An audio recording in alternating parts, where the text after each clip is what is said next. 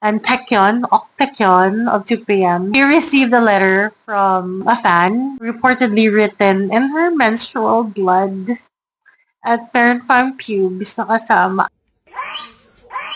Ante! Why would you do that? Why?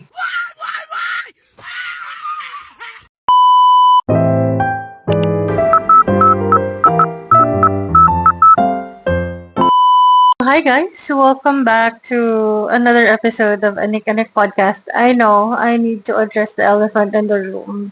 I do acknowledge the inconsistent uploads and I do apologize for that. Firstly, I did not intend to show myself on camera. I feel so awkward pag on cam kasi hindi ko alam kung saan ako titingin. Titingin ba ako dito? Titingin ba ako dun sa teleprompter. May teleprompter siya. Boring kasi pag walang video sa YouTube, parang feeling ko it's not giving. Ginawa ko lang 'tong podcast na 'to kasi nga madaldal ako. Pero there are times na wala akong energy. And lastly, I needed to invest in better equipments then. So, commitment ko yan this 2026 that I will do my best to upload quality episodes with magandang audio and the aesthetics can follow. Siguro tanggap nyo pa rin naman yung ref background ko sa likod. Yung hagdan, yung mirror dyan, tinakpan ko na lang yung mga kaalat. So, with that out of the way, it's another episode topic. So, for today, do have a trigger warning for you guys. So this episode contains mention of self-harm, blood stalking behavior, unsafe behavior, and sensitive real-life incidents. So listener and viewer discretion is advised. Hindi ko pa siya nagagawa in my previous episode, but starting today, sources will be cited in the description, either in YouTube or in Spotify, just in case. So this episode is gonna be long.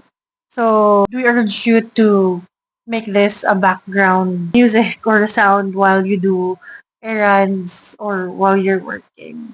And if hindi ka comfortable with the topics that I mentioned earlier, listen to other episodes that we have. We currently have 4 episodes. Wow, ang dami daw na pwede mong panoorin or pakinggan. But for this one, if you're not comfortable with those topics, you may skip.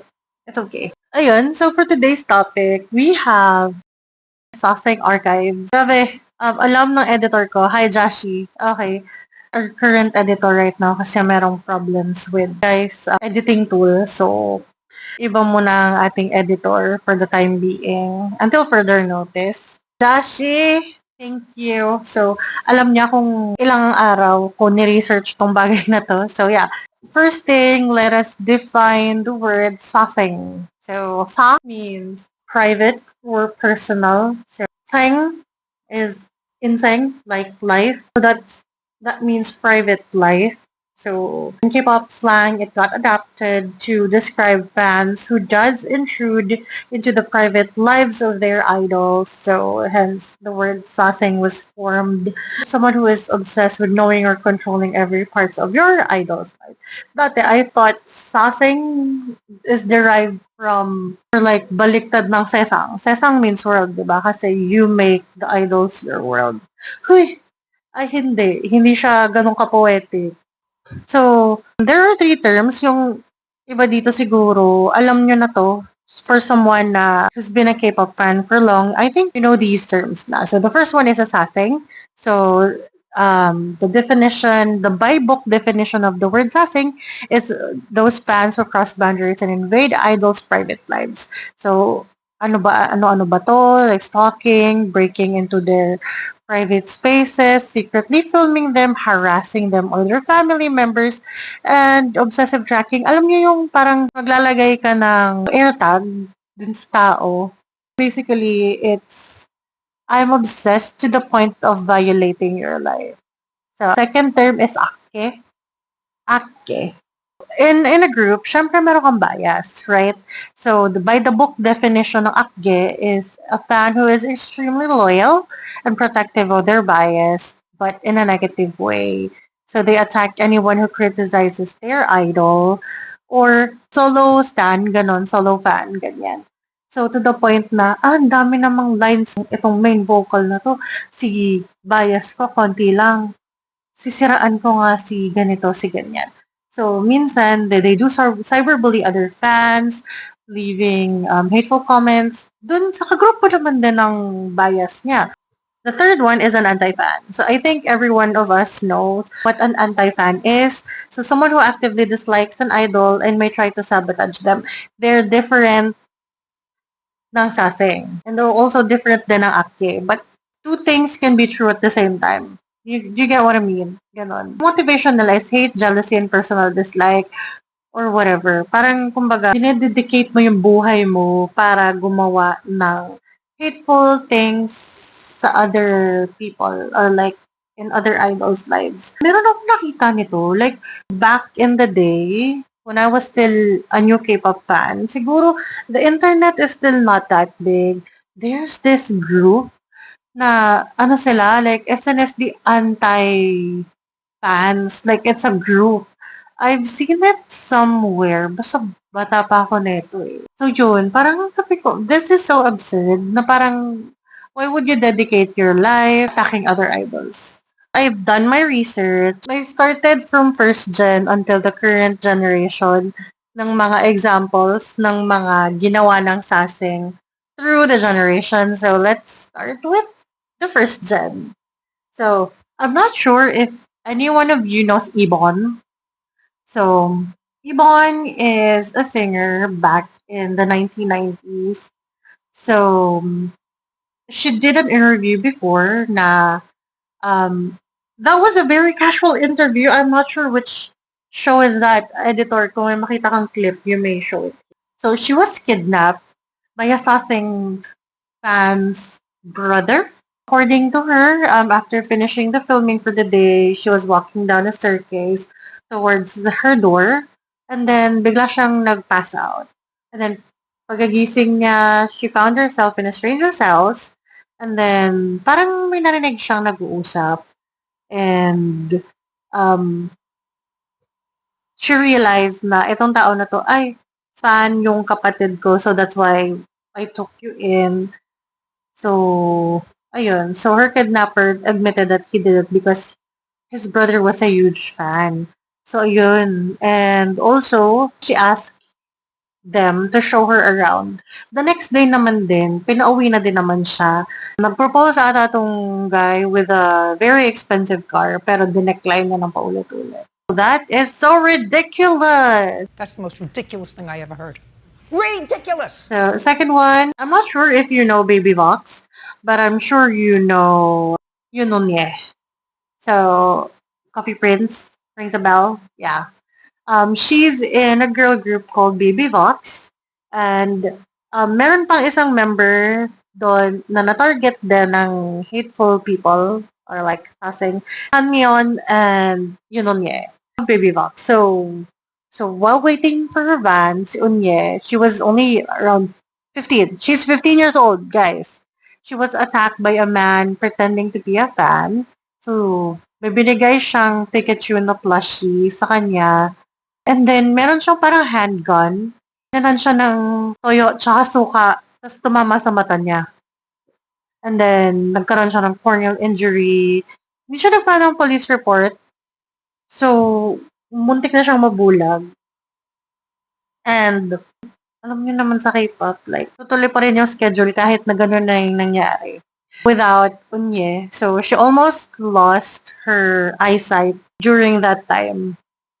And then, in 1999, may dating rumor kasi si Kanmyeon and si Moon Hee-jun of the leader of HOT back then. And since most of the fans ng HOT are girls and female, so they had like sent her razor blades, mga hateful messages or hateful mails.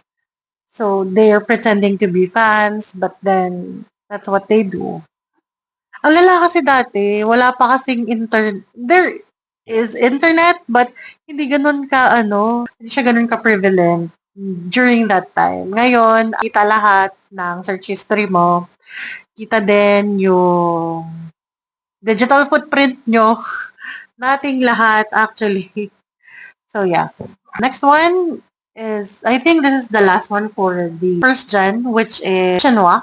So, si Kim Dong-won, he said in an interview or like in a variety show na a Sasang fan once climbed the fence of his house. His fan trespassed into his private residence. That same Sasang has reported been visiting his house for a long time. Minsan, tinatawag na ni Dongwan ang police to get this person, pero parang, ewan ko, whatever is happening. So, according to him, some Saseng fans went as far as taking his license plate for souvenirs. Girl, aside from illegal yung pagiging sasing mo, that is stealing like a public property. That's considered like stealing. Now we're on second gen. So for the second gen, let's start with Big Bang.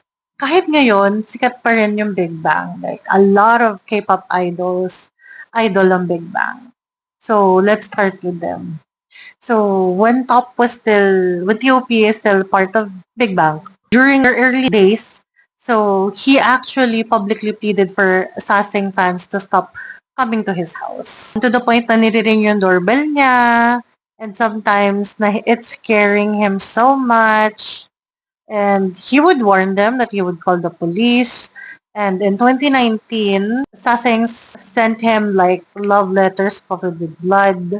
Not just to him, but to Taeyang and GD. So, yung isa, okay, trigger warning, bodily mutilation. So, if you're not comfortable, skip this part. So, one allegedly cut her neck and palm to write Taeyang a letter. And another one for GD naman. So, like, they're two different fans writing. Na-inspire ata sila with what a fan did to Taekyon. We're gonna discuss that. The next one is for SNSD. You know, the reason why this one is creepy because it's caught on cam. Ang weird, no? It's caught on camera. And, like, the girls were still dancing. I don't know if they're unaware of what happened or just they think the show must go on. Pero like, in 2011 yun. So, there's a live performance of Run Devil Run. The Saseng fan, the audience, he was able to go through the backstage and he got on stage and tried to drag Taeyeon away. Alam mo, good thing, na paglingon ni Sunny, wala nang tao sa likod niya. So, Sunny intervened and then the host of the event also intervened, the MC. I forgot his name, I'm so sorry, but yeah, he prevented the man from like leaving the stage with Taeyeon.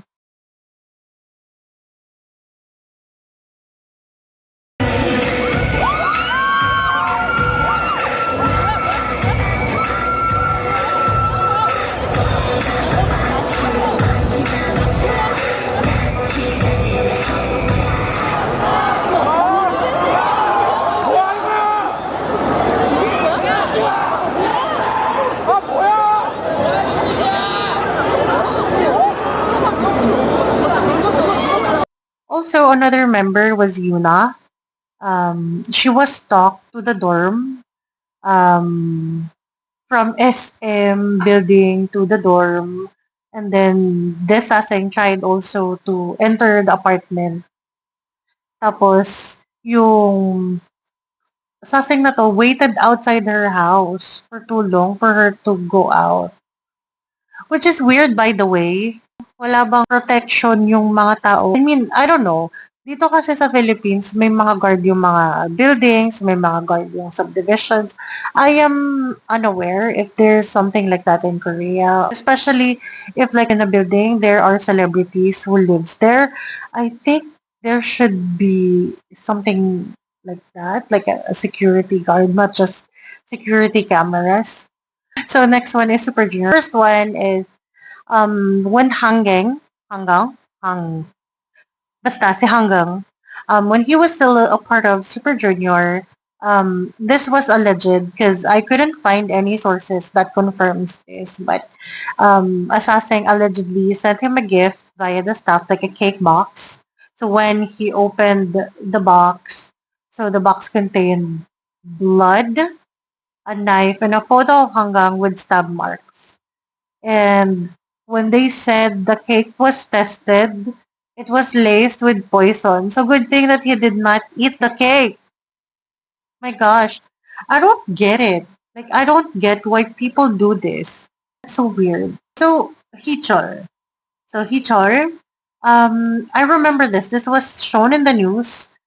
I think this was in Singapore that his car was being chased by Sasing fans and na-aksidente sila ni Itok. And for Itok, this was new, huh? This was so new. Like, the man has been through a lot this year and still this happened in 2025. So he publicly reported a home intrusion by a Sasing fan.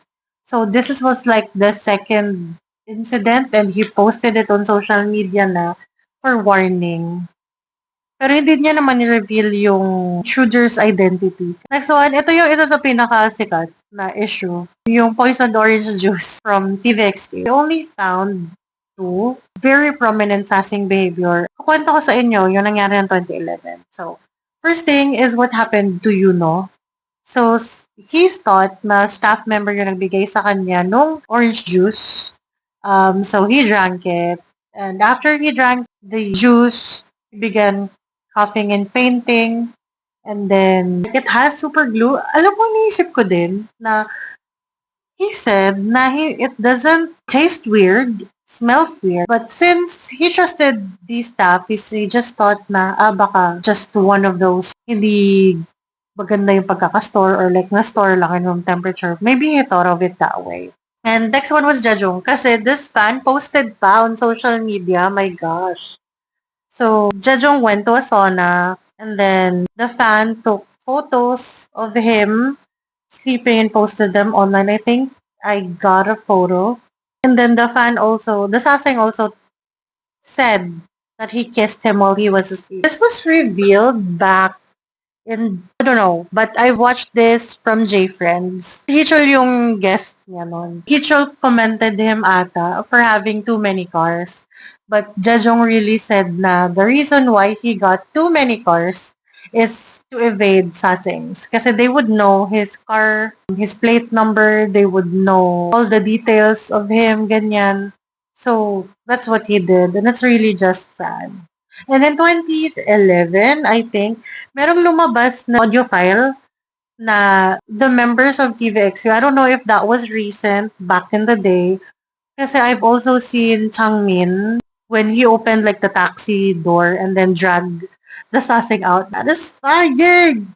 And yung time na yun na the audio files contained them cursing at the Sasings. Parang they confronted the Sasings. I've heard of Jejong, Changmin, and Yuchon. So, yung tatlong yun.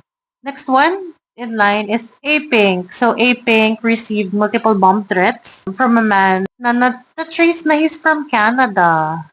Alam mo yun, it's so weird that this person would send in death threats even if he's like far away. Like, I don't know kung ano yung intent nito, but you know what? Several events had been canceled for A-Pink on that occasion. So, fan sign, may showcase sila. I think comeback nila to. Merong movie schedule si Unji, si Naon din, may CF thingy, ganun. It was canceled due to the bomb threats. That's crazy, man. That's crazy. And 2 p.m. So remember when I mentioned kanina during what happened with Big Bang? So that thing was inspired by this Sasing. So in 2009, most popular group back in the day during that time was 2 p.m.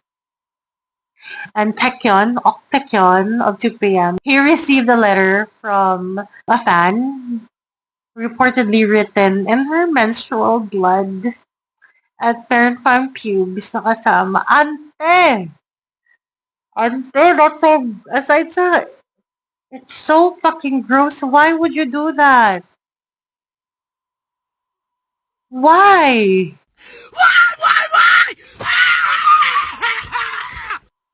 That's so gross, to be honest. Continuing with M Black, so in December of 2019, so Ijun was like the visual of the group. He received a message, a letter written in her own blood, and she posted it online. She did not give it to Ijun, but she posted it online saying that don't forget me, Lee Chang-sun, I only have you. I love you. And she also did mention na that incident with Taekyon where the fan used her period blood that inspired this. She also said that okay, that Octagon fan used period blood, that's so gross. I'll show you what real blood writing. Ba't competition to ng nakakaloka kayo guys? Next one is with Wonder Girls. When it comes to girl groups, parang mas nakakatakot siya as a girl. I'm so concerned for the girlies. So in 2010, so there is an obsessive Wonder Girls fan. She's a girl, by the way. She cut her wrist and ayun na naman. JYP. Why? Remember, 2 p.m. Wonder Girls, both are from JYP. So she did that to write Comeback Wonder Girls. And then she posted a photo with her face half covered showing the note that she'd written in blood and then the cut on her wrist. I don't know how to move forward from this kasi nakakaloka siya. Kara naman, me and Zubin's first favorite girl group. So, when I said first, kasi sila yung first girl group na na-discover. This was very recent. In 2023, so there's a group of Saseng. So, in 2010, so there is an obsessive Wonder Girls fan. She's a girl, by the way. She cut her wrist and ayun na naman. She said na a group of guys, but we know that they're Saseng. So followed her from her hotel while she was in Japan. So si girl, pumasok siya sa convenience store. She did an Instagram live and called them out. In the live, she said, "Stop following me." That might be a brave thing to do, but visibly when I saw some clips of the video, obviously she's shaking. So also, these group of guys then, according to Yuri, they do follow other Kara members. And that's why they feel so uncomfortable leaving the hotel as well.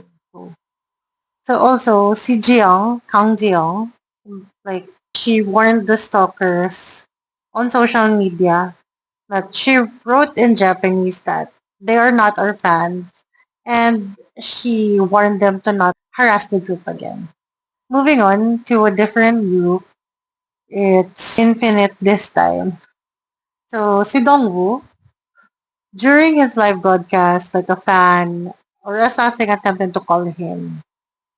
While he was using his phone, the phone rang while he was streaming. So the broadcast was interrupted. So Kuya naman, he was harassed by a sasing at the airport. And like a fan touched him inappropriately, attempting to grab or grope him. And back to the Dongwoo.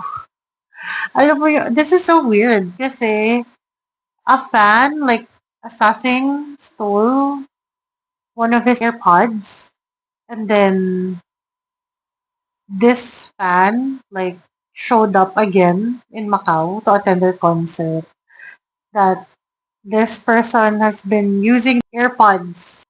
Weird. For third gen, una-una sa listahan, Notorious, EXO. At ano yung mga ginawa ng sasing nila lista? Joshi, do the honors. Siguro bilisan ko na lang, basahin ko lahat. Una sa lahat yun, ginawa niya namang fan-signing event yung wedding nung kapatid ni Beck yun. Like, guys, wedding yun. Important events of a person's life. You shouldn't do that. May kinalbo yung mga sarili nila and disguise themselves as men tapos pumasok sa male bathroom. Alam niyo na, breaking into hotel rooms and install hidden cameras and snoop around. Ito yun, yung video. May nakita kong video. I saw it on Twitter. Yung si Suho, like he's pointing He was at the gym, at the hotel gym, and he was pointing at something. Tapos, yung hiding recorders inside the gifts, like, yeah, I also heard of that. Yung si Tao nasa shower, Tao and si Chris, naliligo sila. Tapos yung stuffed toy ata, it's recording. And then, ito yung pinakamalala. Yung nasa utak ko, giyaman itong mga taong to nakakaloka. Buying like an identical van to Exos para kidnapin sila. Ganun. It's giving 48 hours.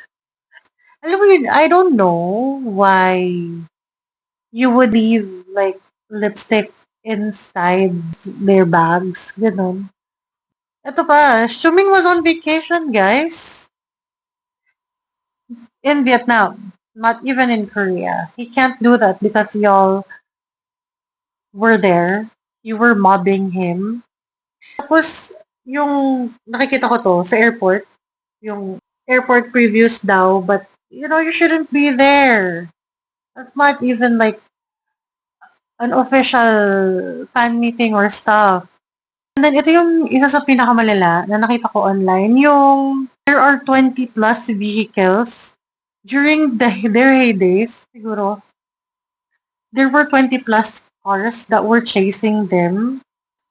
Oh, weird. Alam mo yun, during that time, 2012, 2013 until 2014, they're one of those overworked groups out there. And these people had the audacity to even disturb them in the little sleep that they have. Which is, I can't just say it weird. I'm thinking of a better term to you. Diabolical. OA. But no, that's not OA. I think bagay. Next we have GOT7. So, ito lang yung nakita ko. I found 3 incidents. So, the first one is with Youngjae. So, like, assassin got his phone number and KakaoTalk ID, and this assassin messaged him constantly, making it impossible for him to have his own privacy. And at one point, he had to post sa IG na begging them to stop doing that kasi please parang awan nyo na. So, the second one is Jackson. So, yung nagkaroon siya, nung na-aksidente yung sasakyan niya. So, he did sustain minor injuries on his way to the airport. He had to be assisted by staff. And then, may isa pa, I saw that video, that's very heartbreaking. So, nasa gitna siya, and then he had to crouch down para stop nung fans yung ginagawa nilang pagmamob sa kanya. That's so heartbreaking for me to see. So dehumanizing, guys. Sobra. Next is Bangtan, BTS. I had to filter this out. Ayoko na isama yung nasa Philippines. Don't sue me. Okay, don't sue me. Moving on pala. So, let's start with Jin. So, in 2017, topic was so hot during that time. So, meron kasing anonymous na sasing na nagtathreaten na to unalive Jimin. So, they posted photos of guns and blood na claiming they'd bring the weapon and harm Jimin. Ito niyo yung pictures nila ni Jin na same sila ng suot, same sila ng styling. There were rumors, allegedly, na kaya daw ganun yung suot nila pareho is para malito yung threat kay Jimin. But turns out, it's April Fool's joke. Yung ganong, yung green outfit nila. Second one is Namjoon. So, TRB pa lang to. Via Twitter, ang dami talaga, same account. But not similar to the Jimin incident. But that same account said na gun image, warning ng violence. So, yung high touch, tsaka photo op, nung New York, it was canceled. Tingnan mo, dahil sa katarantaduhan mo, ang daming fans ang hindi nakinabang sa'yo. Tapos, like a few weeks later, ulit siya ng ganon. So, weird talaga. Bakit ito ginagawa? Yeah, this is very recent. Ko nakita nyo na to. Yung girl na pumunta sa bahay ni Jungkook. Talaga naman, kaka-discharge lang bata sa military. My army friends, I know you've seen the pictures already. So, ang weird nyo, may dala siyang maleta. Tapos, she was trying to break into his house. Tawa-tawa lang to, pero naiinis to, guys. Ang daming beses niyang try yung passcode. The girl was arrested eventually. Next one is si Yoongi. So, this was 2019. Merong broadcast. So, there was an incident. I think I remember this. I clearly remember this, but I could not remember which show that was. Pero like, a fan tried to kiss him. Tapos, hindi naman siya tinulak ni Yoongi. Pero parang like, napa-atras si Be. Bias kaya. Speak your truth, man. Speak your truth. And the fan took the girl out of the venue. Ganyan. Next was Taeyong. Alam nyo, ito yung nung nasa Paris ata siya nito. I mean, I think of all the members, Taeyong is the most stalked. Yes, Punggay? Yes, baby girl? No, no. That's my cat. Ano come here? Oh, diwam.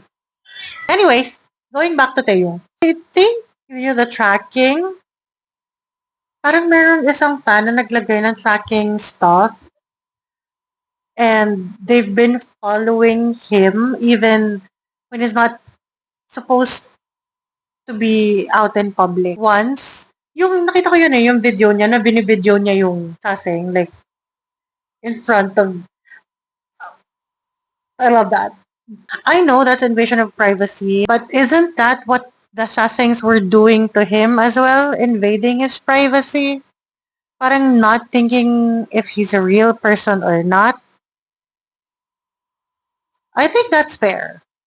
That he does that. Alam mo, buti nga hindi niya in-upload eh. If that was me, I would upload that. Okay, next is Jin. So, in 2024, I think we've all seen that. So, dun after ng discharge from the military, yung kinainggitan nating lahat na hug event, like 1,000 fans, he hugged them. And then, may isang fan kissed him on the neck. One tried to kiss him on the cheek. Buti hindi na-cancel yung fan meeting or na-cancel yung hug event. Noon kasi that was so disrespectful. Binigyan ka na nga ng chance para yakapin si Jim. Tapos gusto mo pa ng kiss. Pangit naman ang ugali mo. 5 minutes later. That's Ponggay, guys. Hindi ko alam kung bakit gustong-gusto na dyan. Aray ko. In 2019, birthday live siya ni Hobby. I think they're on tour for this one. And they spotted someone yung nagbukas ng door behind the hotel. Parang sa hotel sila nun. So they thought na, it's a saseng, ganyan. You know what? I think that it's really a saseng and just the company or Hybe just, hindi pa pala, wala palang Hybe pa nito. I think Big Hit just wanted to appease us and say na it's, yes, girl, it's a staff, but it's actually a saseng. So next is my favorite girl group, Yoja Chingu.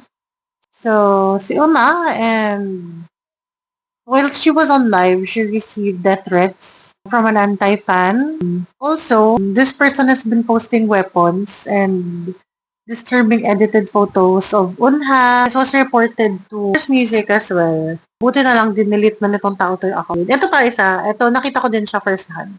Yung fan unsigning event in 2017, yung meron siyang glasses na may hidden camera. So, bawal kasi yun. Si Yerin noticed that. And then, she was so subtle. Sabi niya, ang ganda naman ng shades mo. Parang, can I see? Ganyan. So, the glasses were confiscated. And good thing, the fan was banned for future events. So, next one, we do have Red Velvet. So, Yeri. So, Yeri, she was very vocal about her being scared to do Instagram lives Kasi Sasengs repeatedly call or message her even late at night.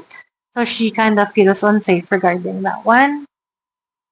Let's go to Blackpink.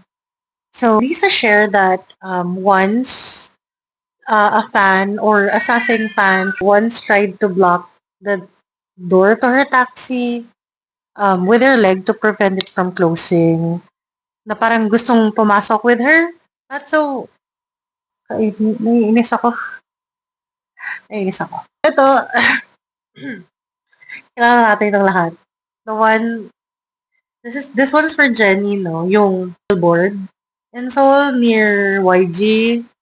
It says, like, ultimate crush, can I take you out to dinner? That's really creepy. Si Shian Gaza to, guys. Siya yun. A few moments later. Aray ko. Ang sakit na. Nak-hair ko yan.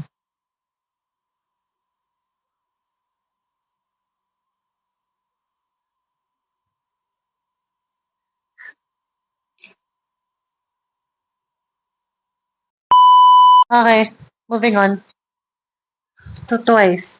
So for Twice, you remember Josh, 1994? He's so creepy. So he was like a German assassin. Since 2019, he's been harassing Nayo. He's been reported for trying to approach her repeatedly. He sent letters, photos, nakatambay siya kung nasan man ng sa JYPM, tambay sa labas ng bahay. He even told other fans ng kung saan nakatira yung Twice. And you know what? He actually threatened Nayon that he would off her if she dated someone else. Tapos, also, there's another instance, si Momo and si Tahyun. So, they were doing a live broadcast from their van, and the Saseng fan was found following the vehicle. So, inend nila yung live for their safety. So, yeah. Next is NCT. So, for NCT, ang dami nito. Dami ko nakita. Sa totoo lang. I mean, there's a lot of members, kaya feeling ko, kaya madaming incident. But I also think na aside from EXO, they're like the most stalked people. Si Hechan in 2022, Asaseng broke into his house. So yun. Jaehyun naman in 2023, kilala natin, I think you know who I'm referring to. So, a fan entered his hotel room while they were in a US store and filmed inside. So, the girl said he got the key card from someone, and then si Ranjun. I hope I said his name correctly. So in 2024, he shared screenshots where Assassin fan got his private number, and this person sent him hateful comments, and he actually called them out for invasive behavior. So for 17, not I'm not sure if this person is assassin or this just is a regular fan. Pero hindi ko magets how this person's brain works. Kasi naalala ko yun eh. Nagalit siya kay Joshua. Si Joshua may stay. Ano nga yung stay? Yung Tagalog polite. Tapos from Sungkwan ata, she moved to Jonghan. And then, hinampas niya sa table yung album. So, di niya napapirmahan. Tapos tumayo siya. Kasi ano daw, parang she felt disrespected na nakakunot daw yung noo ni Joshua. So, ayaw nga magsuot ng eye patch ng tao for you to see his sincerity, tas ganyan ka. What the hell?